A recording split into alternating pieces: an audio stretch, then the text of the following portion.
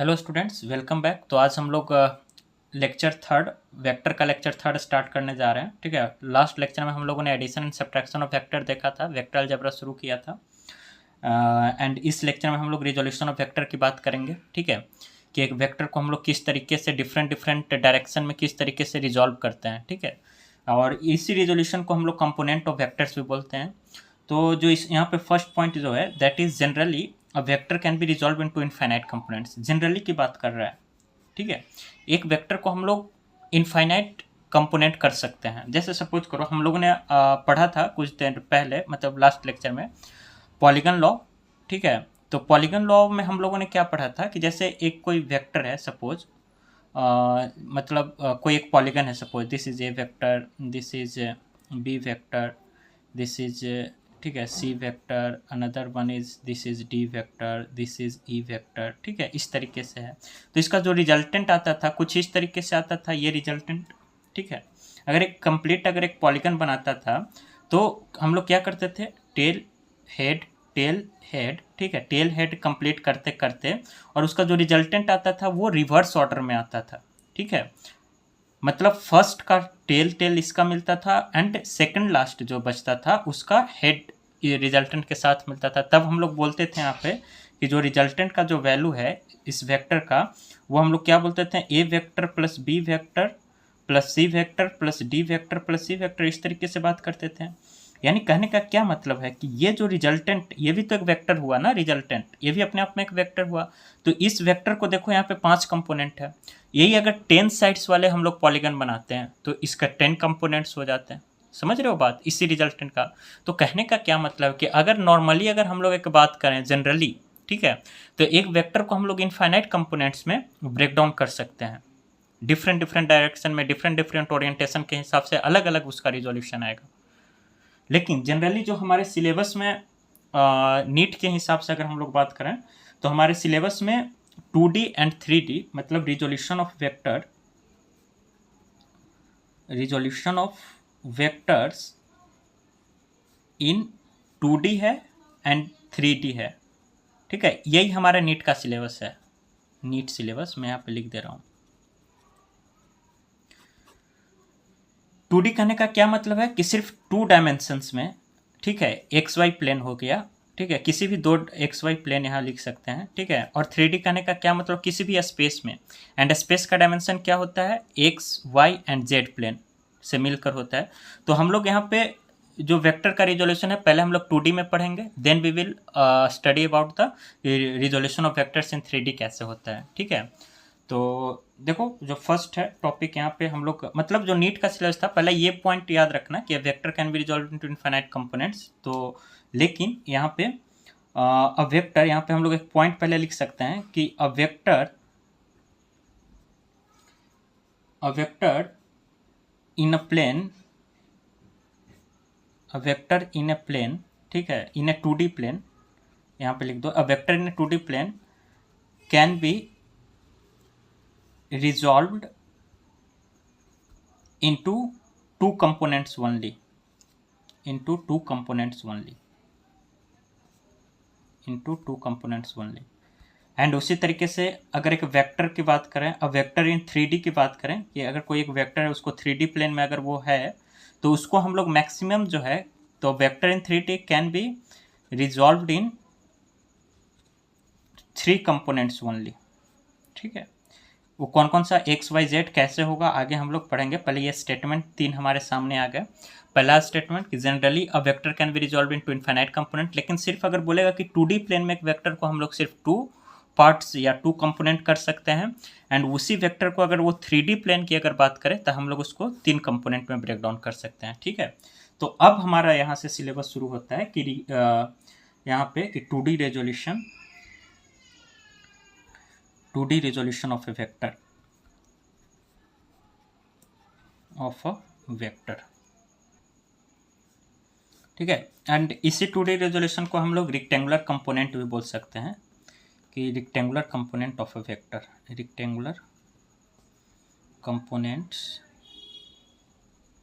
Of a vector. Rectangular component कहने का क्या मतलब है, जैसे सपोज देखो हम लोग यहाँ पे सपोज ये हमारा 2D कहने का क्या मतलब हुआ कि अगर ये पेज, अगर वाइट पेपर अगर आपके सामने दिख रहा है तो इसके दो प्लेन है, एक Y plane vertical axis and एक horizontal axis that is X axis, ठीक है। तो इसी तरीके से सपोज ये हमारा एक प्लेन है, ये सपोज वाई एक्सिस है, ये एक्स एक्सिस है, 2D प्लेन हो गया हमारे का। एंड यहाँ पे एक वेक्टर प्रेजेंट है, लेट्स से कि इस वेक्टर को ए वेक्टर बोल रहे हैं, ठीक है। एंड वो वेक्टर एक्स एक्सिस से थीटा एंगल बना रहा है।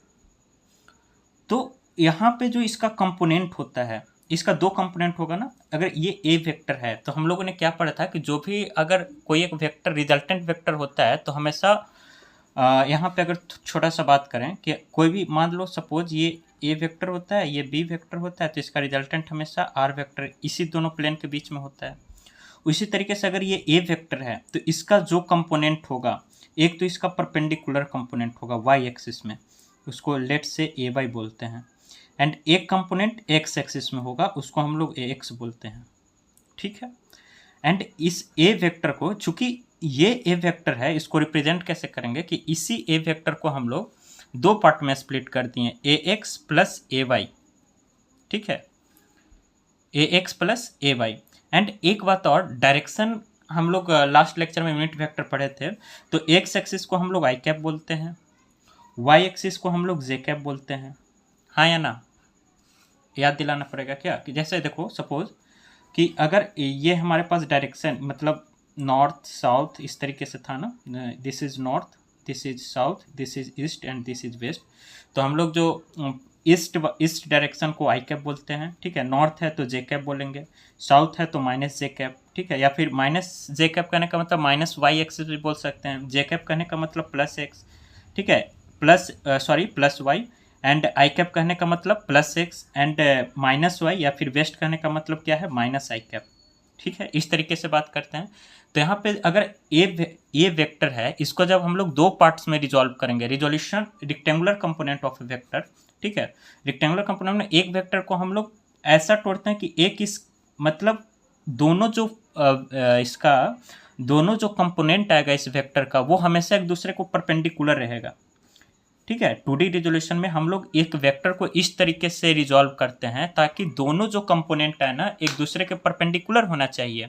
जिस तरीके से यहाँ पे एक्स एक्सिस और वाई एक्सिस एक दूसरे के परपेंडिकुलर है, उसी तरीके से जो ए वेक्टर के कंपोनेंट्स आएंगे, एक वाई एक्सिस में आएगा जिसको हम लोग ए वाई से डिनोट किए हैं, एंड एक एक्स एक्सिस के अलॉन्ग आएगा जिसको हम लोग ए एक्स बोल रहे हैं, ठीक है। अगर ए एक्स एक्सिस के अलॉन्ग है तो इसको ए एक्स आई कैप लिखना ज़्यादा सही रहेगा ना। ए एक्स तो इसका मैग्नीट्यूड हो गया, एंड आई कैप उसका डायरेक्शन बता रहा है कि ये ए एक्स जो है वो आई कैप में है। एंड उसी तरीके से ए वाई जो होगा उसको हम लोग इस तरीके से लिखेंगे कि ए वाई जे कैप में है, करेक्ट। तो ए वेक्टर को हम लोग दो कंपोनेंट में यहाँ पे रिजॉल्व कर दें। अच्छा एक बात बताओ, अगर ये इस वेक्टर को ए वाई वेक्टर को क्या हम लोग यहाँ पे परपेंडिकुलर डिस्प्लेस कर सकते हैं क्या? ये भी तो ए वाई हो गया ना अपने आप में, हाँ या ना। मैंने क्या किया, इस ए वाई को यहाँ पे शिफ्ट कर दिया।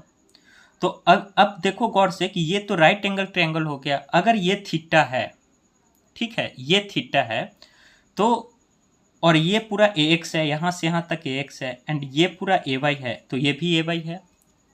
ये पूरा लेंथ इसका जो हो गया ए वाई के बराबर हो गया ना, एंड ये थीटा है, ठीक है। तो इस ट्रायंगल में अगर हम लोग ट्रिगो लगाएं, ठीक है, तो अगर ट्रिगो हम लोग अगर यूज करते हैं तो यहाँ से हम लोग एक चीज़ लिख सकते हैं, ठीक है। क्या लिखेंगे कि जो कॉस थीटा होगा that will be equal to A X upon A vector, A X upon A vector ना।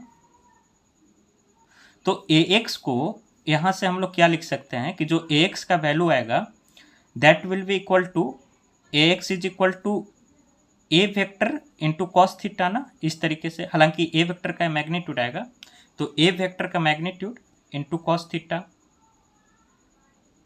हाँ या ना, ठीक है। उसी तरीके से यहाँ पे ठीक है कॉस थीटा आएगा। अब एक साइन थीटा हम लोग, ए एक्स का वैल्यू आ गया ना ए कॉस थीटा, उसी तरीके से यहाँ पे ए वाई लेंगे हम लोग, मतलब साइन थीटा एक बार यूज करते हैं। साइन थीटा क्या होता है? साइन थीटा होता है परपेंडिकुलर अपॉन हाइपोटेन्यूस, ठीक है। तो परपेंडिकुलर यहाँ पे कौन है? ए वाई। तो साइन थीटा के लिए क्या लिखेंगे? ए वाई अपॉन ए वेक्टर, इसका मैग्नीट्यूड ना, ठीक है। तो यहाँ से जो ए वाई का जो वैल्यू आएगा that will equal to A vector का मैग्नीट्यूड इनटू साइन थीटा। समझ रहे हो? तो हमारे पास A X and A Y का वैल्यू ए वेक्टर के टर्म में आ गया कि ए वेक्टर को जब रिजॉल्व करेंगे तो एक्स एक्सिस में ए कॉस थीटा होगा एंड वाई एक्सिस में साइन थीटा होगा। ठीक है, तो यहाँ पे हम लोग लिख सकते हैं कि जो ए वाई का वैल्यू होगा दैट इज डायरेक्ट मैं लिख रहा हूँ ए साइन थीटा। ठीक है, उसी तरीके से यहाँ पे जो ए एक्स आएगा that will be equal to A cos theta, इस तरीके से लिख सकते हैं ना। तो ए वेक्टर को इसको मैं वापस अगर मॉडिफाई करूं तो that can be written as A cos theta I cap plus A sine theta J cap ना। ठीक है, यहाँ पे जो ए है, ए क्या है, ए वेक्टर का मैग्नीट्यूड लेट से ए है, इसको अब सही रहेगा। ठीक है, ए वेक्टर का मैग्नीट्यूड ए है तो ए cos theta I cap plus A sine theta J cap हो गया हम लोग का। तो इस तरीके से हम लोग रेक्टेंगुलर कंपोनेंट, रेक्टेंगुलर कहने का क्या मतलब है कि एक वेक्टर को इस तरीके से रिजॉल्व करो ताकि एक जो भी कंपोनेंट है वो एक दूसरे के 90 डिग्री, समझ रहे हो, एक दूसरे के परपेंडिकुलर हो जाए, एक दूसरे के 90 डिग्री पे हो जाए। एंड ए जिस देखो जो एंगल मतलब जो थीटा एंगल जहाँ पे होगा ना, ए वेक्टर जिस एक्सिस से थीटा बना रहा होगा उसको ए कॉस थीटा लिख देंगे एंड जो इसके परपेंडिकुलर रहेगा उसको ए साइन थीटा लिख देंगे। ठीक है, so simple. And A vector को ए cos theta I cap plus A sine theta J cap. ठीक है, अच्छा अब यहाँ से टेन थीटा, देखो साइन थीटा आ गया, कॉस थीटा आ गया, तो यहाँ से टेन थीटा क्या आ जाएगा, tan theta is equal to direct A Y upon X कर सकते हैं ना इस ट्रायंगल में, A Y upon A X. बस ये इतना चीज़ हमें निकालने आना चाहिए, ये तो बहुत बेसिक है। देखो जैसे क्वेश्चन करते हैं अब इसी तरीके से हम लोग को रिजॉल्व करना रहता है। Example suppose this is we know x axis, this is y axis, this is minus x and this is minus y। ठीक है, तो यहाँ से b वेक्टर है, ठीक है, जिसका मैग्नीट्यूड कितना है 15 मीटर सपोज। ठीक, यहाँ से ये एंगल जो बना रहा है दैट इज 37 डिग्री एंड आपको क्या करना है, इसको रिजॉल्व करना है। ठीक है, component, find component of B vector, बताइए किस तरीके से इसका कंपोनेंट होगा। तो देखो यहाँ पे ये मैं फिर से रिपीट कर दे रहा हूँ। ठीक है, ये आपको आना ही चाहिए। रिपीट क्या कर रहा हूँ कि एक ऐसे एक्सिस बनाना, ठीक है, इस तरीके से। डायरेक्शन सेंस हमने पिछले लेक्चर में एक्सप्लेन किया था काफ़ी अच्छे से, फिर मैं कर दे रहा हूँ। ये जो होगा प्लस एक्स एक्सिस की तरफ, ठीक है, राइट साइड प्लस एक्स, ये ऑरिजिन अगर है तो इसके इधर अगर जाएंगे तो plus x, this is I cap इसको बोलते हैं। ठीक है, एंड इससे ऊपर अगर जाएंगे, ऑरिजिन से अगर ऊपर गए तो इसको जे मतलब वाई एक्सिस, इसको हम लोग जे कैप बोलते हैं। ठीक है, उसी तरीके से अगर ओ के नीचे ऑरिजिन हुआ ना, ये इस पॉइंट को ऑरिजिन बोल रहे हैं, इसके अगर नीचे आए तो ये हो गया माइनस वाई एक्सिस। ऑरिजिन का ऊपर वाला और राइट साइड को पॉजिटिव लेते हैं एंड लेफ्ट साइड एंड उसके नीचे वाले को हम लोग नेगेटिव लेते हैं। ठीक है, तो ये minus Y axis and minus Y axis है तो माइनस जे कैप हो गया। उसी तरीके से ये माइनस एक्स या फिर माइनस आई कैप इसको बोल देंगे। ठीक है, उसी तरीके से एक और होता है, अगर 3D में अगर हम लोग इसको सोच रहे हैं ना, तो 3D में एक होता है जेड एक्सिस। ठीक है, जो X axis and Y axis के perpendicular, just like this pen, this is the plane, ठीक है, x Y plane and this pen is perpendicular to this paper ना, so this pen can be categorised into Z axis. ठीक है, तो we are saying कि ये जो है इधर एक जेड एक्सिस है। ठीक है, this is Z axis. Z axis को प्लस अगर जेड एक्सिस है मतलब ऊपर अपवर्ड, उसको हम लोग के कैप बोलते हैं। ठीक है, उसी तरीके से डाउनवर्ड रहेगा तो माइनस के कैप बोलेंगे। करेक्ट। अच्छा, वापस आ जाइए यहाँ पे। अब हमको इसको रिजॉल्व करना है। ठीक है, तो अच्छा देखो, इसको कभी भी रिजॉल्व करेंगे तो इस तरीके से रिजॉल्व करेंगे ताकि बी वेक्टर हमेशा कंपोनेंट के बीच में ही लाई करे। तो अगर ये एक्स वाई मतलब minus x and Y plane में है, गौर से देखो, माइनस एक्स को माइनस आई कैप भी बोल सकते हैं ना, एंड वाई को जे कैप बोल सकते हैं। तो माइनस आई एंड जे वाले प्लेन में हो गया। तो इसका जो कंपोनेंट करेंगे वो इस तरीके से करेंगे ताकि ये वाला जो बी वेक्टर हो जाए वो उस दोनों कंपोनेंट के बीच में आना चाहिए उसी प्लेन में, ठीक है। तो इसको जब एक परपेंडिकुलर इससे, इसको ए वाई बोलेंगे, not A Y, this is B Y, क्योंकि बी वेक्टर है ना, तो इसको बी वाई बोलेंगे कि बी वाई में उसका कितना हो गया, ठीक है।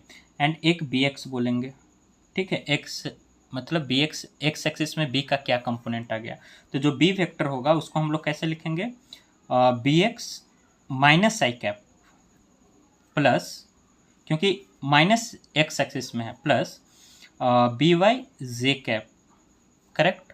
अच्छा एक बात बताओ, अगर ये 37 डिग्री है, ये इसका मैग्नीट्यूड ये 15 डिग्री है, तो हम लोग यहाँ पे ना सिंपली एक रेक्टेंगल सॉरी ट्रायंगल बना लेंगे, ठीक है, इस तरीके से। ये 90 डिग्री, इस बी वाई को हम लोग यहाँ शिफ्ट कर सकते हैं ना इस तरीके से, तो ये जो है बी वाई हो जाएगा, ठीक है।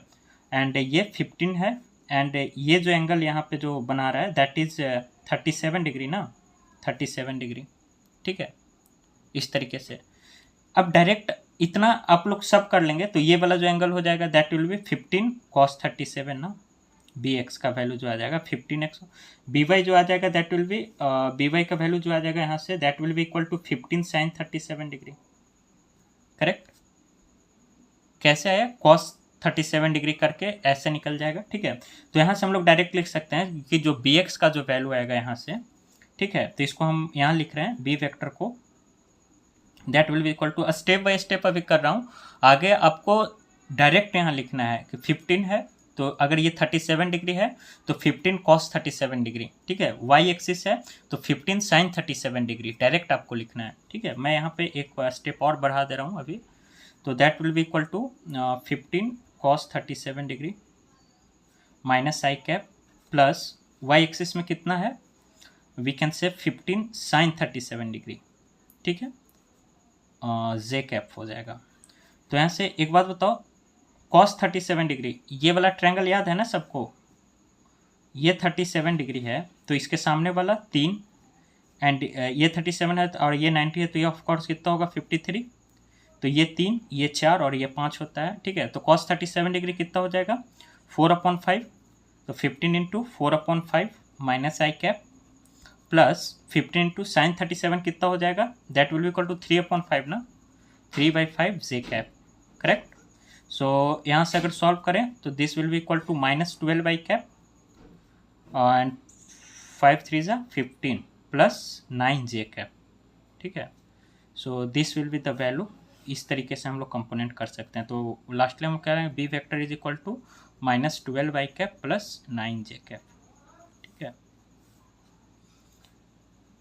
तो इस तरीके से हम लोग रिजॉल्व करते हैं, ठीक है। अब अगली बार से मैं इस बोल दे रहा हूँ कि जब नेक्स्ट क्वेश्चन जब करेंगे डायरेक्ट यहाँ पे अगर ये एंगल, अगर ये थीटा है, ठीक है, यहाँ पे अगर सॉल्व करें, ठीक है, अगर हमने क्या बात किया था कि अगर ये बी वेक्टर है एंड ये वाला अगर थीटा है तो डायरेक्ट इससे रिलेटेड बोल देना ये कितना हो जाएगा बी कॉस थीटा, एंड ये वाला परपेंडिकुलर जो हो जाएगा that will be B sine theta, direct ये आना चाहिए।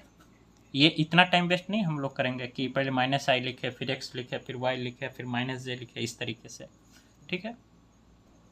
नाउ देखो यहाँ पे क्वेश्चन है, अच्छा क्वेश्चन है, ये एक्स है ये वाई है, this is -x and this is -y, and एक वेक्टर दे रखा है 20√2 and this angle is making मतलब this vector is making an angle of 45 degree with X axis, ठीक। एंड एक दूसरा वेक्टर इधर है, अच्छा इसका मैग्नीट्यूड 20 है, ठीक है, इसका मैग्नीट्यूड दे रखा है this is 20 and this vector we can say कि ये जो कोई एक वेक्टर होगा सपोज, ठीक है, जिसका मैग्नीट्यूड 20 है वो इस -x एक्सिस से, ठीक है, या फिर x एक्सिस से ही ये 53 डिग्री बना रहा है, 53 डिग्री का एंगल है। अब आपको इसका रिजल्टेंट बताना है, ठीक है। तो पहले हम दोनों वेक्टर को ना अलग अलग सेपरेटली जो है रिजॉल्व कर लेते हैं कि ये अगर वेक्टर है तो इसका x एक्सिस में कितना आएगा बताओ, और y एक्सिस में कितना आएगा। तो अगर ये 20√2 है and this angle is making 45, this vector is making 45 degree, तो इस जो x एक्सिस में सपोज ना दिस इज a वेक्टर, ठीक है, this is 20√2 something like this, इसका मैग्नीट्यूड है, and this is b vector जिसका मैग्नीट्यूड 20 है, ठीक है। तो यहाँ पे हम लोग लिख सकते हैं, डायरेक्ट आप लिखने की कोशिश करो, अगर ये 45 डिग्री है तो ये कितना होता था a cos थीटा ना, तो this will be equal to 20√2 cos 45, correct. And this will be a sin theta ना, तो a sin थीटा को डायरेक्ट हम लोग क्या लिखेंगे 20√2 इंटू साइन 45 डिग्री, हाँ या ना। अच्छा, अब इस वेक्टर को, अब ये दो भाग में इसका हो गया, मतलब दो कंपोनेंट इसके हो गए, एक वाई एक्सिस में एक एक्स एक्सिस में। अभी हम लोग रेक्टेंगुलर पढ़ रहे हैं ना, मतलब 2D रिजोल्यूशन पढ़ रहे हैं। एंड इसी तरीके से इस वेक्टर को अगर ये एक -x -y वाले प्लेन में है, तो एक वेक्टर तो इसका इधर आएगा, एक कंपोनेंट तो इसका इधर आएगा, एंड दूसरा कंपोनेंट इस डायरेक्शन में आएगा, -y एंड -x में ही आएगा, ठीक है। तो इस तरफ इसका कितना आएगा, दैट हम लोग डायरेक्ट लिख सकते हैं ना, इसका 20 cos 53 डिग्री इस डायरेक्शन में। उस तरीके से इस डायरेक्शन में इसका जो कंपोनेंट आएगा that will equal to 20 sin 53 degree ना, हाँ या ना। तो हम लोग यहाँ पे अब देख लो, इधर जो बी वेक्टर है इसको डायरेक्ट लिख सकते हैं कि 20 cos 53 degree minus I cap, क्योंकि माइनस एक्स एक्सिस में है, ठीक है। पहले बी वेक्टर को लिख रहा हूँ, प्लस इसको क्या लिखेंगे 20 sin 53 degree in minus J cap ना, हाँ या ना। अच्छा, अब बताना साइन एंड कॉस 53 बताया ना, ये ट्रायंगल हमेशा याद रखना, ये 37 डिग्री है, ये 53 डिग्री होगा और ये 90 है, तो 37 है ना, तो 37 के सामने 3 आएगा, 53 बड़ा है तो इसके सामने 4 आएगा, और 90 सबसे बड़ा है तो इसके सामने 5 आएगा, ठीक है। ये ट्रायंगल अगर आपको याद रह गया ना, तो अब देखो cos 53 क्या हो गया, बेस अपॉन हाइपोटेनिस ना, तो बेस cos 53 करने का मतलब 3/5, तो इसको डायरेक्ट लिखो 20 into 3/5 minus I cap, plus 20 into sine 53 करने का मतलब 4/5 ना, तो 20 into 4/5 minus J cap, correct. ये बी वेक्टर हो गया। एंड इसी तरीके से यहाँ पे, ठीक है, इसको पहले सॉल्व कर लो, 5 4 जा 20, तो -12 आई कैप प्लस 5 चौका 20 मतलब 16 माइनस जे कैप, तो इसको डायरेक्ट हम लोग लिख सकते हैं कि जो बी वेक्टर का वैल्यू आएगा that is -12 I cap minus 16 J cap, correct. अच्छा, अब इसी तरीके से ए वेक्टर को रिजॉल्व करते हैं, ठीक है। तो ए वेक्टर को हम लोग क्या लिख सकते हैं 20√2 cos 45, ठीक है, ये आई कैप में हो जाएगा, प्लस 20√2 sin 45 ये जे कैप में हो जाएगा। तो इसको जब सॉल्व करेंगे तो cos 45 1/√2, sin 45 भी 1/√2, तो 20√2 इंटू 1/√2 आई कैप प्लस 20√2 इंटू 1/√2 जे कैप, ठीक है। √2 कैंसिल, ये √2 कैंसिल, तो ए वेक्टर जो यहाँ से आएगा that will be equal to 20 I cap plus 20 J cap ना, ठीक है। ये ए कैप, अब रिजल्टेंट बोल रहा है, तो रिजल्टेंट में हम लोग क्या करते हैं, दोनों को ऐड कर देंगे। तो रिजल्टेंट के लिए, क्योंकि तुम देखो खुद सोचो, अगर ए वेक्टर एंड बी वेक्टर को, अगर इसको पहले लिख लो यहाँ पे, रिजल्टेंट जो आएगा यहाँ से that will be equal to A vector plus B vector, दोनों को मैं ऐड कर दे रहा हूँ, ठीक है। तो जब 20 I cap plus 20 J cap plus का साइन, लेकिन -12 है ना, तो माइनस मतलब 12 ऐसे लिखो ना, 12 minus I cap -16 J cap, इस तरीके से, ठीक है। तो कहने का क्या मतलब, आई कैप एक साथ जोड़ घटा सकते हैं ना, तो 20 में से 12 गया, डैट विल बी, इसको ऐसे लिख दो 20 आई कैप -12 आई कैप एक साथ लिखो, plus 20 J cap -16 J cap एक साथ लिखो, that will be equal to 8 I cap plus how much 4 J cap ना। So this will be the resultant of A vector plus B. अब डायरेक्ट आप ये भी सोच सकते थे कि अगर यहाँ पे अगर डायरेक्ट अगर लिख दें, ठीक है, ऐसे देखो, ये ए वेक्टर कितना आया था और बी वेक्टर कितना आया था, ठीक है। एंड इसका आप बनाओ कि इसको एक्स वाई प्लेन पे कैसे हम लोग रिप्रेजेंट करेंगे, ठीक है। तो ए वेक्टर 20 आई कैप है, तो इधर 20 आई कैप इधर आ गया, ठीक है। 20 जे कैप 20 एक इधर चला गया, इसका कंपोनेंट समझे, बीच में 20√2 है, तो उसी तरीके से 53 है, तो इधर कितना आ गया था हम लोग के पास बी वेक्टर का -12 आई कैप, एंड इधर कितना रह गया था -16 जे कैप। तो एक बात बताओ, एक वेक्टर इधर है, मतलब माइनस तो सिर्फ साइन बता रहा है कि आई कैप में निगेटिव में है, ठीक है, और प्लस आई कहने का मतलब +20 कहने का मतलब प्लस एक्स एक्सिस में, तो इधर तो 20 है, मतलब प्लस वाले साइड में 20 है एंड माइनस वाले साइड में 12 है।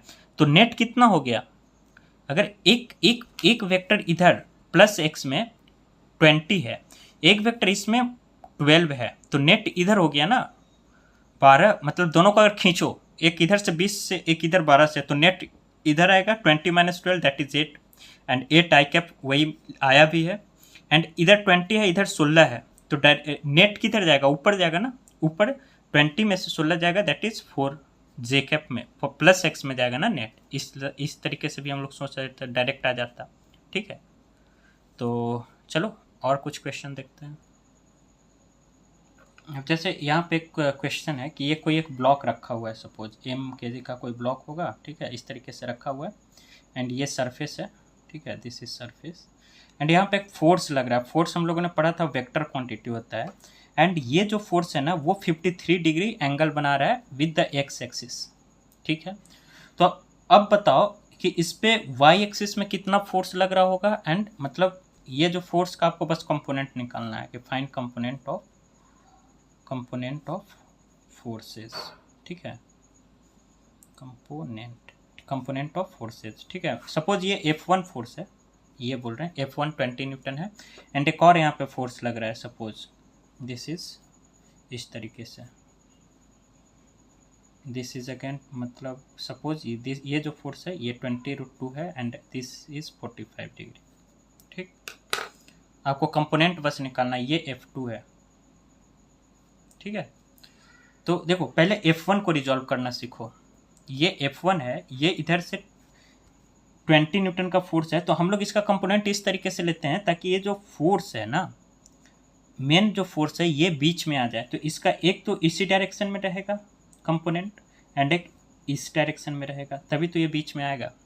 ठीक है, अगर इस फोर्स को उठाकर हम लोग इधर कहीं डिस्प्लेस करें, ठीक है, इसको मैं देखना यहाँ पे ये बना दिया XY कोऑर्डिनेट, एज्यूम कर लेना अपने दिमाग में ही XY कोऑर्डिनेट, एंड इस फोर्स को अगर देखें तो ये कहीं ना कहीं इस तरीके से है ना, यानी एक्स एंड -y वाले प्लेन में है, तो इसका जो कंपोनेंट होगा, ठीक है, तो ये तो इसी में होगा ना, एक इस प्लस आई, ठीक है, एक्स एक्सिस के लॉन्ग और एक -y के लॉन्ग इसका कंपोनेंट आएगा। तो उसी तरीके से ये अगर वेक्टर है, अगर ये एक्स एक्सिस के साथ, ठीक है, एक्स एक्सिस के साथ अगर ये 53 डिग्री बना रहा है, ठीक है, तो ये अगर 53 डिग्री है तो ये भी 53 डिग्री होगा ना। समझ रहे हो कैसे भाई, मैंने क्या बोला, इधर ध्यान से देखना कि चलो यहाँ पे इसको बनाता हूँ कि ये कोई एक वो है बॉक्स है, ठीक है, एंड इस पे ये जो फोर्स लग रहा है, ठीक है, दैट इज़ 20 न्यूटन का, और ये जो एंगल है दैट इज़ 53 डिग्री। ये अगर 53 डिग्री है तो इसका कंपोनेंट जब करेंगे तो एक इधर आएगा और एक इधर आएगा, तो ये अगर 53 है तो ये 90 हो गया, ये 90 है तो ये 37 हो गया, एंड ये 37 है तो इस 20 को हटाओ ना भैया, ये मैग्नीट्यूड सबको पता है, ये अगर 20 है तो ये वाला जो एंगल आ गया ना that will be 90 - 37, that 90 - 37 that will equal to 53 ना, तो ये भी 53 तो ये भी 53 डिग्री हो गया। समझ रहे हो बात, ये कहना चाह रहा हूँ मैं। तो इसका अब कंपोनेंट तो आराम से हो गया ना कि ये अगर 20 है तो ये कितना हो जाएगा 20 cos 53 डिग्री, और ये कितना हो जाएगा 20 sin 53 डिग्री। बस एक्स एक्सिस और वाई एक्सिस में आप लोग सॉल्व कर लोगे अब। ठीक है, तो अगर सॉल्व भी करें तो 20 × sin 53 कितना होगा 4/5 ना, 20 × 4/5, ये याद ही कर लेना, sin 53 sin 37 कितना होता है, that will be equal to 16 newton. ये माइनस जे कैप में इतना आएगा, और इसको अगर cos 53 का अगर बात करें तो 20 × 3/5 that will be equal to how much 12 newton. ठीक है, तो यानी ये जो 53 डिग्री वाला है इसका एक्स एक्सिस में जो आएगा, ठीक है, वो 12 न्यूटन का आएगा, एंड वाई एक्सिस में जो आएगा -y एक्सिस में दैट विल बी 16 न्यूटन का आएगा। ठीक है, अब उसी तरीके से एक और यहाँ पे है 20√2 का है। ठीक है, अब मैं ये F2 है तो ये F1 का तो रिजॉल्व हो गया, तो F1 को हम लोग क्या लिख सकते हैं, यहाँ से अगर लिखना चाहें तो that will be equal to 12, मतलब 12 कितना हो जाएगा 12 न्यूटन प्लस एक्स है ना, प्लस आई कैप में एंड प्लस 60 न्यूटन कितना हो जाएगा, 60 न्यूटन माइनस जे कैप में हो जाएगा ना इस डायरेक्शन में, ठीक है। तो इस तरीके से F1 को लिख सकते हैं। अब हम लोग F2 को रिजॉल्व करेंगे, ठीक है। अब इसी में ये है, इस पे फोर्स लग रहा है 20√2 का ना, 45 डिग्री पे इस बार लग रहा है। तो इसका जब कंपोनेंट करेंगे तो एक तो वर्टिकल हो जाएगा, ठीक है, और एक हॉरिजॉन्टल हो जाएगा। एंड जो हॉरिजॉन्टल होगा वो कितना होता है, a cos थीटा ना, तो ये 20 है तो 20√2 इंटू कॉस 45 डिग्री, डायरेक्ट अब मैं लिख रहा हूँ। और इधर जो होगा that will equal 20√2 into sine 45 degree, ठीक। तो 20√2 into cos 45 1/√2 that will be equal to 20 newton इधर आएगा, ठीक है। और इधर भी कितना आ जाएगा, 20 न्यूटन, ठीक है। तो F2 अगर ये था तो F2 वेक्टर को हम लोग कितना लिख सकते हैं कि 20 न्यूटन एक आई कैप में हो जाएगा, प्लस है ना, तो आई कैप में and plus 20 Newton J cap में हो जाएगा, ठीक है। इस तरीके से F2 का कंपोनेंट हो गया। समझ में आई बात? इस तरीके से हम लोग कंपोनेंट कर सकते हैं। ये NLM में बहुत काम आएगा। अभी मैं बस कंपोनेंट लेना ही बता दे रहा हूँ, बाकी आगे हम लोग और इसको डिटेल्स में देखेंगे, ठीक है। अब उसी तरीके से एक और कंपोनेंट होता है, कोई एक मास रखा हुआ है इंक्लाइंड प्लेन पे, सपोज ये m मास का ब्लॉक रखा हुआ है, ठीक है। तो m मास का जब भी ब्लॉक रहेगा ना, तो और सपोज ये जो एंगल इंक्लाइंड प्लेन बना रहा है, दिस इज एंगल, ये थीटा एंगल है, ठीक है। तो एक बात याद रखना कि इसका mg जो होगा वो डाउनवर्ड्स लग रहा होगा, यहाँ से mg जो लगेगा वो डायरेक्टली डाउनवर्ड। सिर्फ mg का कंपोनेंट वो पूछा है कि mg का बताओ कंपोनेंट क्या होगा, आपको ये सॉल्व करना है, find the components of mg, ठीक। तो देखो अगर ये थीटा है तो ये परपेंडिकुलर होगा ना, तो ये 90 माइनस थीटा पूरा आएगा, ये वाला 90 माइनस थीटा, ठीक है। तो इसके अगर ये mg है, इसका अगर कंपोनेंट निकालना है तो इसका कहने का मतलब क्या है कि दो कंपोनेंट इसका होगा और दोनों रेक्टेंगुलर कंपोनेंट, यानी जो भी कंपोनेंट आएगा एक दूसरे के परपेंडिकुलर होना चाहिए ना। तो एक अलोंग द प्लेन आएगा, ये इंक्लाइंड प्लेन के जस्ट पैरेलल, और एक इसी इंक्लाइंड प्लेन के, ये जो इंक्लाइंड प्लेन है ना, ये वाला, इस वाले की मैं बात कर रहा हूँ, ये इंक्लाइंड प्लेन के एक परपेंडिकुलर आएगा, ठीक है। दो कंपोनेंट mg डाउनवर्ड्स लगेगा, ठीक है, ग्राउंड की तरफ, एंड इस प्लेन जो है इंक्लाइंड जो सरफेस है इसके एक पैरेलल फोर्स इसका कंपोनेंट एक पैरेलल होगा और इसका एक कंपोनेंट इधर डाउनवर्ड्स होगा, ठीक है। अच्छा, अब एंगल कैसे प्रेडिक्ट करें, ये थीटा, ये 90 माइनस थीटा, तो ये भी पूरा 90 माइनस थीटा ये वाला, और ये आपस में 90 डिग्री होना चाहिए। तो ये अगर 90 माइनस थीटा है तो this will B how much, theta ना, हाँ या ना। अगर इसको एकदम पास लियो, एकदम बिल्कुल पास, ठीक है, इसको पूरा पास और इसको भी एकदम बिल्कुल पास, तो ये अगर थीटा है तो ये पूरा जो होगा 90 माइनस थीटा, और ये होना क्या चाहिए 90 डिग्री, तो ये वाला कितना हो जाएगा थीटा, दोनों को जोड़ला पे। समझ रहे हो बात? अच्छा, अगर ये थीटा है तो mg से जो लगा हुआ, ऐसे सोचो इसको कि ये मेरा mg है इस डायरेक्शन में, एंड इस डायरेक्शन में ये वाला जो है ये थीटा है, तो ये अगर थीटा है तो ये वाला कितना हो जाएगा mg cos थीटा ना, ठीक है। और ये कितना हो जाएगा mg sin theta, perpendicular component. समझ में आ रही है बात? तो याद रखना कि अगर कोई एक m मास का अगर इंक्लाइंड प्लेन पे मास रखा हुआ है ना, तो इसका जो अलोंग द प्लेन आएगा component that will B mg sin theta, and जो इसके परपेंडिकुलर आएगा, प्लेन के जो परपेंडिकुलर होगा that will B mg cos theta, ठीक। समझ में आया? ये थीटा, तो ये वाला पूरा 90 माइनस थीटा, तो ये कितना हो जाएगा थीटा, क्योंकि ये वाला कंपोनेंट, पैरेलल कंपोनेंट और परपेंडिकुलर कंपोनेंट एक दूसरे से 90 डिग्री बनाते हैं, ठीक है। तो इस तरीके से हम लोग कंपोनेंट करते हैं। जैसे अब एक और कंपोनेंट याद रखना, मतलब जैसे सपोज इस पे तो काफ़ी वो है, जैसे ये एक, ठीक है, कोई एक मान लो ना, ये कोई एक सीलिंग है, सपोज दिस इज, छत का जो सीलिंग होता है ना वो सीलिंग है, रूम का जो सीलिंग होता है, ठीक है। एंड इससे एक थ्रेड से एक m kg का सपोज मास लटका हुआ है, and this mass is 5 kg, ठीक है।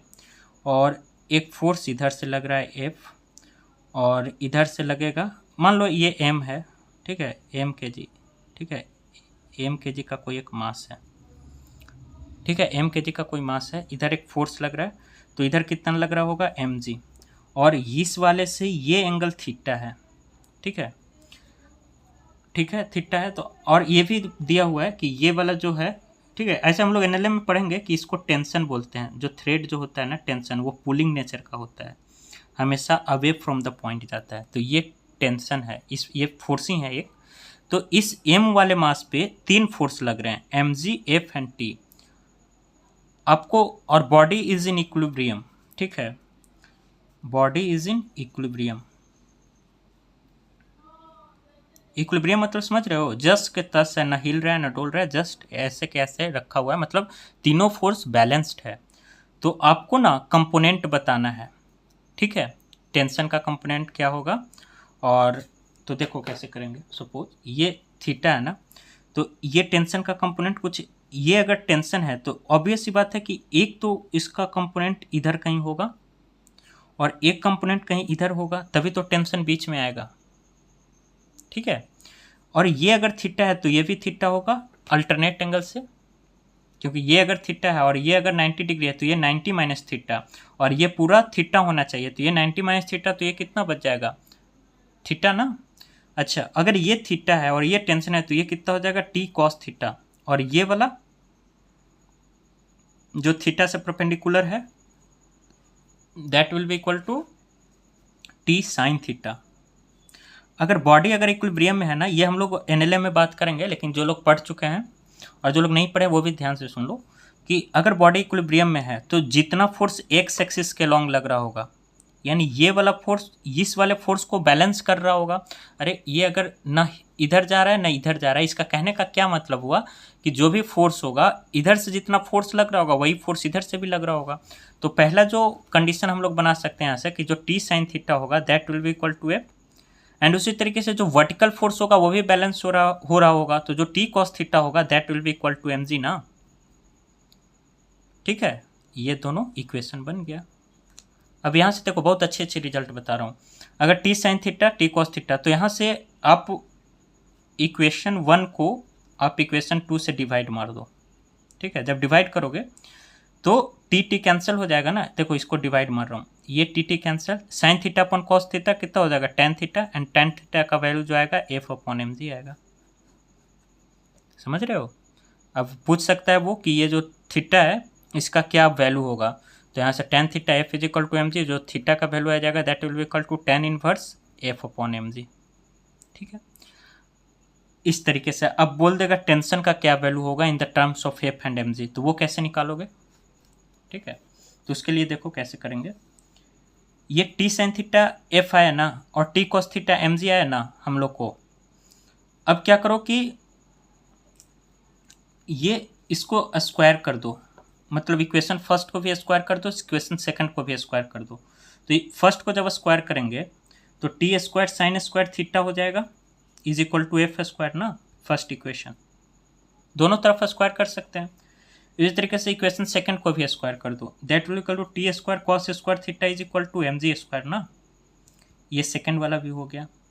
अब दोनों को वापस ऐड कर दो, ऐड फर्स्ट एंड सेकंड, तो T square sine square theta plus T square cos square theta is equal to F square plus M G square ना, इस तरीके से। अब टी स्क्वायर को कॉमन ले लो, क्या बचेगा, sine square theta plus cos square theta is equal to F square plus M G square ना। अच्छा, sine square theta plus cos square theta 1 होता है, तो जो टी स्क्वायर होता है that will be equal to F square plus M G square, ठीक है, इस तरीके से। तो ये रिलेशन भी आ गया, ये एक बहुत काम का रिलेशन होता है, ठीक है। तो इस तरीके से हम लोग कंपोनेंट कर सकते हैं।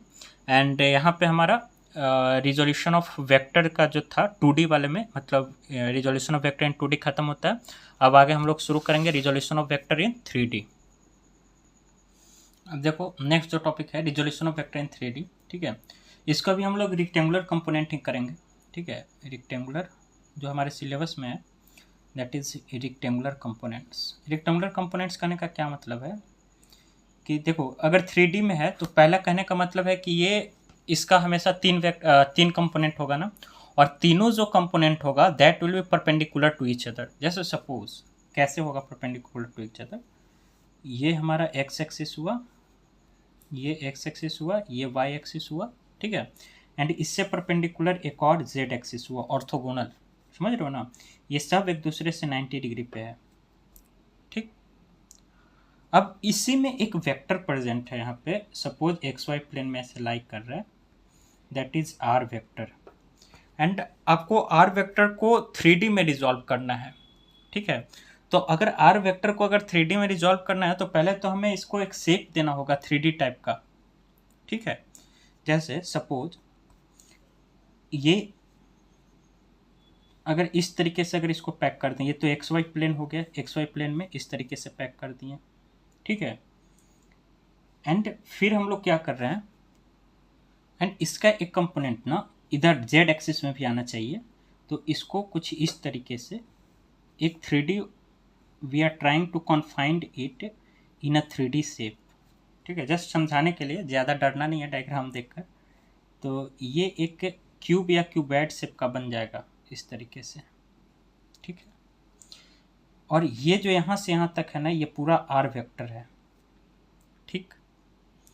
तो इस आर वेक्टर में मैं बस ये बताना चाह रहा हूँ, इस आर वेक्टर का जो इधर कंपोनेंट आएगा ना वो आर एक्स कहलाएगा, और इधर जो आएगा वो आर वाई कहलाएगा, एंड इधर जो आएगा जेड एक्सिस में, इधर देखो ये जेड एक्सिस में भी तो है इसका कुछ पार्ट ना, तो this will be called are Z.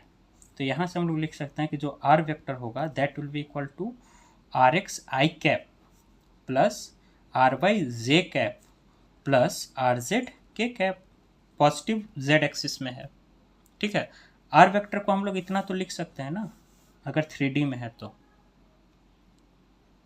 और इसका मैग्नीट्यूड कैसे कितना लिखेंगे, अभी सबको स्क्वायर कर दो, that will be equal to are square x plus are square Y plus R Z square ना, मतलब आर स्क्वायर जेड, या हाँ आर स्क्वायर जेड हो जाएगा, ये इसका मैग्नीट्यूड हो जाएगा आर वेक्टर का। तो वेक्टर फॉर्म में वैसे लिखेंगे, मैग्नीट्यूड में इस तरीके से लिखेंगे, ठीक है। अब इस क्या करना है, ये तो हम लोग ये निकाल लें कि एक्स वाई जेड में कैसे, अब हम लोग को यहाँ पे रिजॉल्व अगर करना है तो ये जानना हम लोग को ज़रूरी हो जाता है कि ये आर वेक्टर जो है वो एक्स एक्सिस से कितना एंगल बना रहा है, वाई एक्सिस के साथ कितना एंगल बना रहा है। भाई जब तक एंगल तुझे पता नहीं रहेगा तब तक हम रिजॉल्व कर ही नहीं सकते ना भाई।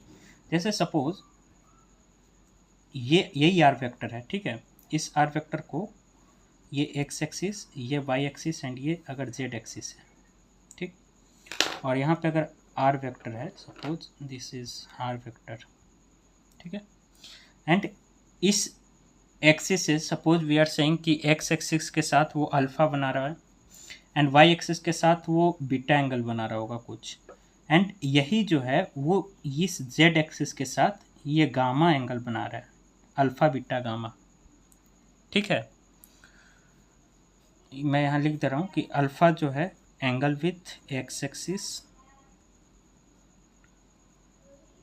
एंगल विथ एक्स एक्सिस, ठीक है, एंड बीटा जो है that is angle with Y axis, and यहाँ से जो गामा है that is angle with Z axis ना, जेड एक्सिस, इस तरीके से लिख सकते हैं, ठीक है। तो आप एक बात बताओ कि इसका जो एक्स वाला कंपोनेंट होगा इस तरफ, उसको हम लोग क्या बोल सकते हैं, ठीक है। इसको मतलब ये ऐसे समझ लो कि अगर ये अल्फ़ा हुआ, ये बीटा हुआ, ये गामा हुआ, तो यहाँ से जो कॉस अल्फ़ा जो होगा, ठीक है, उसी तरीके से रेक्टेंगल बना बना कर, ठीक है, इधर क्या हो जाएगा आर कॉस अल्फ़ा, इधर उसी तरीके से क्या हो जाएगा आर कॉस बीटा हो जाएगा, ठीक है, उसी तरीके से आर कॉस गामा हो जाएगा, ठीक है। तो यहाँ से जो कॉस अल्फ़ा का जो वैल्यू आता है, जो डायरेक्ट आप लोग को याद रखना है, that is R x upon, मतलब एक्स एक्सिस के लॉन्ग, देखो कॉस अल्फ़ा यानी R x upon are vector का मैग्नीट्यूड, समझ रहे हो। तो यहाँ से जो आर एक्स का जो वैल्यू आएगा that is R cos alpha, वही मैं बता रहा हूँ कि इधर जो होता है एक्स एक्स के साथ इधर अगर अल्फ़ा है तो ये वाला कितना हो जाएगा आर कॉस अल्फ़ा, वैसे भी पता चल रहा है, लेकिन डायरेक्ट मैं कॉस अल्फ़ा लिखा, कॉस अल्फ़ा कितना हो जाएगा R x upon are vector, ठीक है। उसी तरीके से कॉस बीटा, कॉस बीटा अगर लिखने के लिए आ जाए, ठीक है, तो डायरेक्ट हम लोग क्या लिखेंगे, आर वाई, ठीक है। अभी इसका कुछ वाई एक्सिस में कुछ कंपोनेंट होगा जिसको आर वाई से हम लोग डिनोट कर रहे हैं ना, ये R X R Y R Z था, इसको हम लोग क्या लिखेंगे, R Y upon are vector का मैग्नीट्यूड, ठीक है। और यहाँ से आर वाई को हम लोग क्या लिख सकते हैं, R vector dot cos beta ना, ठीक है। विद कॉस गामा, ठीक है, that will be written as R Z X, Z axis के अलॉन्ग जो कंपोनेंट होगा, ठीक है, that is divided by R vector. तो यहाँ से जो आर जेड का जो वैल्यू आएगा that will be equal to R cap into cos gamma, ठीक है। तो ये जो कॉस अल्फा कॉस बीटा जो कॉस गामा हुआ, ठीक है, इसी को हम लोग क्या एक बोलते हैं, direction cosines of vector, direction cosine of vector, ठीक है। ये जो cos alpha cos beta cos gamma तीनों हुआ उसको हम लोग क्या बोलते हैं, direction cosines of A vector. एक वेक्टर अगर एक्सिस के साथ अल्फा बना रहा है, बीटा बना रहा है, गामा बना रहा है, एक्स वाई जेड एक्सिस के साथ, तो उसको इस तरीके से हम लोग लिख सकते हैं, ठीक है। अब यहाँ से दो शानदार रिजल्ट आता है, ठीक है। अब मैं क्या कर रहा हूँ ना कि देखना यहाँ पे ये इक्वेशन फर्स्ट इसको मान लो, ये इक्वेशन सेकंड मान लो, एंड ये इक्वेशन थर्ड मान लो, ठीक है। तो यहाँ से अगर तीनों को ऐड करें, ठीक है, हम क्या कर रहे हैं कि यहाँ से अगर हम लोग ये लिखने की कोशिश करें, cos square alpha plus cos square beta plus cos square gamma मैं लिख रहा हूँ, तो इसका लिखने का मतलब इधर भी स्क्वायर हो जाएगा, तो r square cos square alpha plus are square cos square beta plus are square cos square gamma ना, इस तरीके से हम लोग लिख सकते हैं, ठीक है। अब मैं क्या कर रहा हूँ, आर स्क्वायर को आप कॉमन ले लो, ठीक है, and cos square alpha plus cos square beta plus cos square gamma हो गया ना यहाँ पे। तो एक काम करो, इसको यहाँ से आर स्क्वायर कॉमन अगर लेंगे तो cos square alpha plus cos square beta plus cos square gamma, ठीक है, कॉस स्क्वायर गामा। एंड मैं क्या कर रहा हूँ, एक ध्यान से देखना, ये कॉस स्क्वायर अल्फा को ये हम लोग लिख सकते हैं ना, R square x upon R plus are square Y upon R का magnitude plus are square Z upon R, दोनों तरफ ये हम लोग लिख सकते हैं ना इसको इस फॉर्म में, ठीक है। अब ध्यान से देखो, अगर इसका एलसीएम हम लोग लेते हैं तो r square x plus are square Y plus are square z divided by, अच्छा नीचे आर स्क्वायर हो जाएगा ना, इसका भी तो स्क्वायर होगा, डिवाइडेड बाई आर वेक्टर का स्क्वायर हो जाएगा। अब ध्यान से देखो कि आर स्क्वायर का मतलब आर स्क्वायर एक्स, अगर इसको अगर स्क्वायर कर दें तो आर स्क्वायर का जो मतलब होगा that will be equal to are square x plus, मतलब अंडर रूट हट जाएगा, r square Y plus are square z हो जाएगा ना। तो वही चीज़ यहाँ पे है कि अगर r square Y plus are square z और आर स्क्वायर ये पूरा क्या हो गया, आर स्क्वायर, ठीक है, तो इससे ये कैंसिल हो गया ना कैंसिल।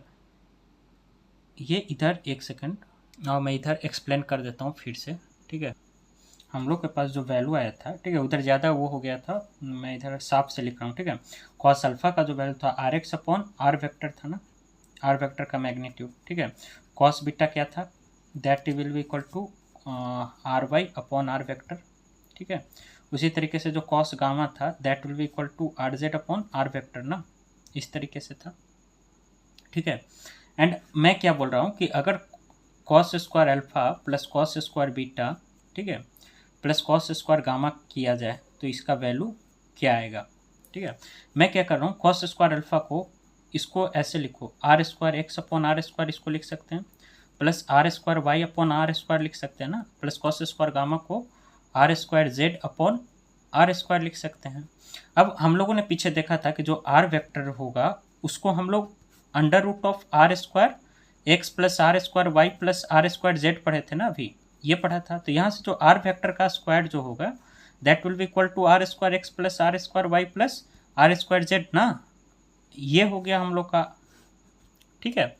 तो इस वाले में अगर मैं इस वैल्यू को अगर पुट करूँ, ठीक है, इस यहाँ पे, तो यहाँ पे एलसीएम लेंगे तो आर स्क्वायर आ जाएगा, एंड ऊपर क्या बच जाएगा, r square x plus are square Y plus are square z, ठीक है। तो और ये किसके बराबर है, आर स्क्वायर के बराबर, तो r square upon r square cancel हो जाएगा ना, तो that will be equal to 1। यानी कहने का मतलब है cos square alpha plus cos square beta plus cos square gamma का जो वैल्यू होता है दैट इज इक्वल टू 1 होता है, ठीक है। तो यहाँ से हम लोग प्रूफ ये कर रहा था, मैं पीछे ज़्यादा गंदा हो गया था इसलिए मैं इधर cos square alpha plus cos square gamma जो होगा that will be equal to 1।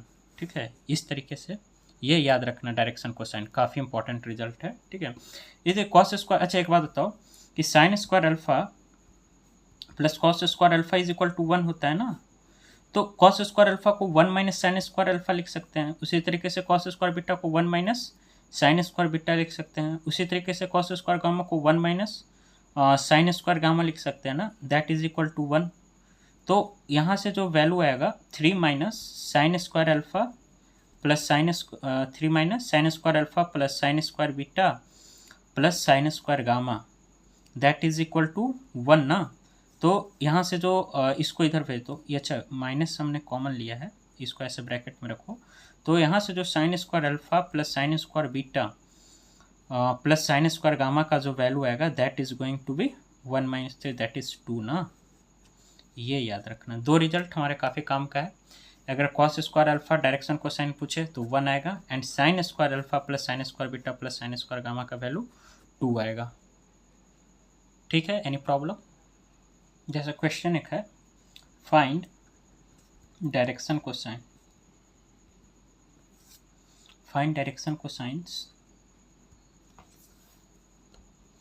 Direction cosines of A vector, और इसका वैल्यू कितना है 2i cap plus 3j cap plus 4k cap है। ठीक है, एंड इसका डायरेक्शन कोसाइन निकालना है।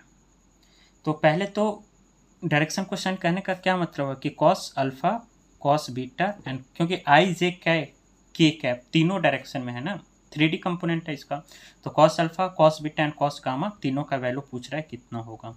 तो बताओ कॉस अल्फा क्या होगा, cos alpha is equal to A x, ये आई कैप है तो ये एक्स कंपोनेंट हुआ, ये जे कैप है तो ये वाई कंपोनेंट हुआ, और ये जेड कैप है तो ये मतलब के कैप है तो ये जेड कंपोनेंट हुआ। तो कॉस अल्फा ए एक्स अपॉन ए वेक्टर का मैग्नीट्यूड, तो एक्स कितना है, एक्स एक्सिस में 2 है ना, तो 2 अपॉन, अच्छा इसका मैग्नीट्यूड कितना हो जाएगा ए वेक्टर का बता सकता है, रूट ओवर 2 का स्क्वायर प्लस 3 का स्क्वायर प्लस 4 का square. So that will be equal to how much, 2 का square 4 plus 9 plus 16 that will be equal to root 29 ना। ये इसका मैग्नीट्यूड आ गया ए वेक्टर का, तो 2 अपॉन रूट 29 हो जाएगा कॉस अल्फा का वैल्यू। उसी तरीके से जो कॉस बीटा का वैल्यू आएगा that will be equal to a Y upon A vector, तो ए वाई कितना है 3 अपॉन रूट 29। ठीक है, उसी तरीके से क्योंकि जे वाई मतलब जे कैप वाला कंपोनेंट, ठीक है, उसी तरीके से कॉस गामा का वैल्यू कितना आएगा ए जेड अपॉन ए वेक्टर, तो ए जेड कितना है 4 अपॉन रूट 29। ठीक है, इस तरीके से हम लोग डायरेक्शन को साइन निकालते हैं। अभी एक और क्वेश्चन है, देखना ध्यान से, if A vector makes 45 degree with X axis, ठीक है, यानी ये अल्फा दिया हुआ है 45 डिग्री, इसी तरीके से 60 डिग्री विथ वाई एक्सिस, यानी ये बीटा दे रखा है 60 डिग्री। ठीक है, तो बोल रहा है find its possible angle with Z axis, यानी ये वाई है। ठीक है, तो ये बोल रहा है गामा का वैल्यू क्या होगा वो बताना है आपको। ठीक है, पॉसिबल एंगल, अब देखो क्या है, अब कुछ जब समझ में ना आए क्या करें ना करें तो वो याद रखना जो डायरेक्शन को साइन बनाया था हम लोगों ने, एक डिराइव जो किया था cos square alpha plus cos square beta plus cos square gamma का जो वैल्यू होगा दैट इज इक्वल टू 1 होता है। ठीक, अब कॉस स्क्वायर अल्फा यानी कॉस स्क्वायर 45 डिग्री, अल्फा का वैल्यू 45 है, प्लस कॉस स्क्वायर बीटा यानी कॉस स्क्वायर 60 डिग्री। अब गामा का वैल्यू हमें निकालना है कितना आएगा, और दिस इज इक्वल टू 1, तो कॉस 45 1/√2 होता है ना, तो 1/√2 का स्क्वायर प्लस कॉस 60 हाफ होता है, तो 1/2 का whole square plus cos square gamma that is equal to 1। तो यहाँ से जो कॉस स्क्वायर गामा का जो वैल्यू आएगा that will equal to 1 minus 1/√2 का स्क्वायर 1/2। ठीक है, उसी तरीके से प्लस 1/2 का स्क्वायर 1/4। समझ में आया मैंने क्या किया, ये दोनों टर्म को उठाकर इधर डाल दिया, तो यहाँ से जो कॉस स्क्वायर गामा का जो वैल्यू आएगा that will be equal to 1 minus 4 2 plus 1 मतलब 3/4 ना, तो 1 minus 3/4 that will be equal to 1/4 ना, यानी कॉस गामा का जो वैल्यू आएगा that will be equal to 1/4। तो यहाँ से जो क्या इसको बोलते हैं, जो कॉस गामा आएगा that will be equal two plus minus 1/2 ना, हाँ या ना, कॉस गामा का यहाँ पे, क्योंकि ये स्क्वायर था, स्क्वायर होगा, स्क्वायर जब हटेगा तो इधर रूट आएगा, तो 1/, मतलब रूट ओवर 1/4 का मतलब 1/2 ना, और जब रूट हटता है तो प्लस माइनस पहले लगाते हैं। तो इसका दो कंपोनेंट आ रहा है, या तो कॉस गामा का वैल्यू 1 होगा, या तो मतलब सॉरी प्लस, मतलब प्लस 1/2, अरे यार, मतलब कॉस गामा का वैल्यू या तो प्लस 1/2 होगा, या कॉस गामा का वैल्यू या तो माइनस 1/2 होगा ना। तो जब प्लस 1/2 होगा तो गामा का वैल्यू कितना आ जाएगा, 60 डिग्री फर्स्ट कंपोनेंट में, फर्स्ट क्वाड्रेंट में। एंड माइनस 1/2 का मतलब क्या हो जाएगा, गामा का वैल्यू हाउ मच बता, 120 डिग्री ना। तो दो वैल्यू पॉसिबल है, एक 60 डिग्री, एक 120 डिग्री। ठीक है, ये हमारा आंसर हो जाएगा। ये हमारा एक नेक्स्ट क्वेश्चन है, बोल रहा है what minimum vector should be added to A vector and b vector to get a vector in positive x axis. मतलब देखो ए वेक्टर है जिसका कुछ ये एक्स है और ये वाई है, तो एक्स वाई प्लेन में ए वेक्टर है ना, जिसका मैग्नीट्यूड 10 है। एंड उसी तरीके से minus x and minus y, ठीक है, एक दूसरा एक्सिस हुआ, इसमें माइनस वाई एक्सिस में एक दूसरा बी वेक्टर है जिसका मैग्नीट्यूड 12 है।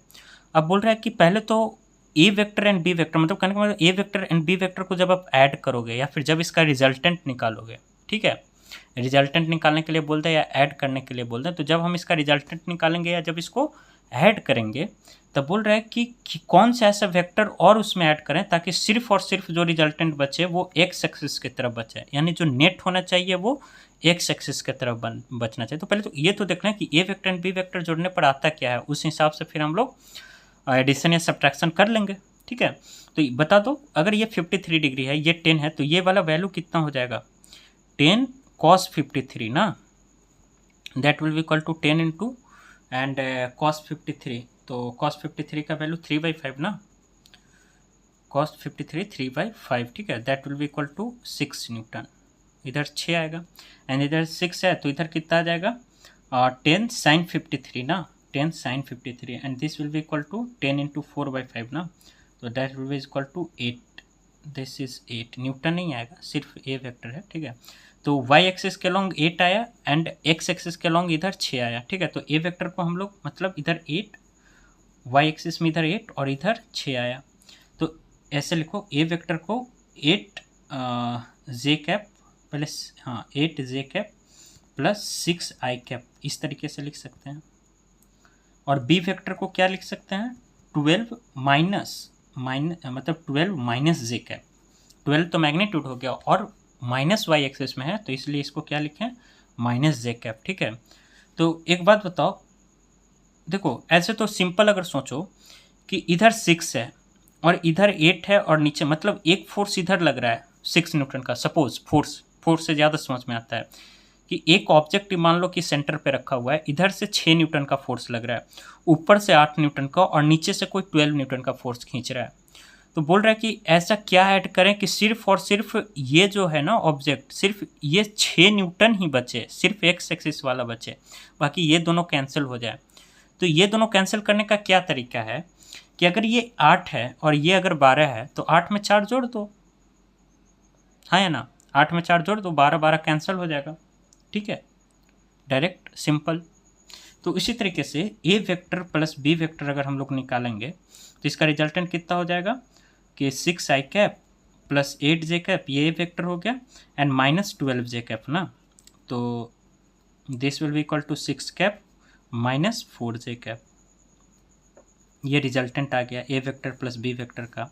अब बोल रहा है कि हमें सिर्फ क्या ऐसा वेक्टर ऐड कर दें जो सिर्फ एक्स एक्सिस में वेक्टर बचे, यानी सिर्फ आई कैप को बचाना है, बाकी 6 माइनस 4 जे कैप है उसको गैप कर देना है। तो ऐसा क्या, जैसे देखो अगर एक मेरे पास 6 है, ठीक है, मान लो कुछ है इस तरीके से कि एक इधर से, मतलब सपोज इधर जो है 6 न्यूटन है और इधर जो है -4, ठीक है, -4 या फिर 4। अब बोले सिर्फ 6 न्यूटन में हमको बचाना है, तो आप इसके अपोजिट 4 न्यूटन का फोर्स लगा दो, ये -4 है तो यहाँ +4 कर दो, तो एक दूसरे को अपने आप कैंसिल कर देगा, सिर्फ इधर चलेगा, है ना। तो अगर 6 i cap minus 4 J cap आया, ठीक है, तो बोल रहे क्या ऐसा ऐड करें कि वाई एक्सिस मतलब सिर्फ एक्स एक्सिस वाला बोला, यानी वाई एक्सिस को जीरो करना है इसको। वाई एक्सिस को अगर जीरो करना है, वाई एक्सिस में अगर -4 है तो इसमें क्या ऐसा ऐड करे कि ज़ीरो हो जाए। समझ रहे हो बात क्या कहना चाह रहे हैं? तो अगर ये -4 है तो अगर +4 ऐड कर दें तो 6i -4j, और हम क्या कर रहे हैं कि +4j कर रहे हैं। ठीक है, +4j। तो देखो ये कैंसिल हो जाएगा, सिर्फ 6i बच गया ना एक्स एक्सिस में। ठीक, तो बोल रहा है हमसे कि क्या ऐड किया जाए कि सिर्फ एक्स एक्सिस में बचे, यानी सिर्फ 6i को बचाना है। तो अगर -4j है तो +4j ऐड करना पड़ेगा। तो आंसर जो इसका आएगा +4j आएगा। ठीक है, ताकि रिजल्टेंट y में 0 हो जाए।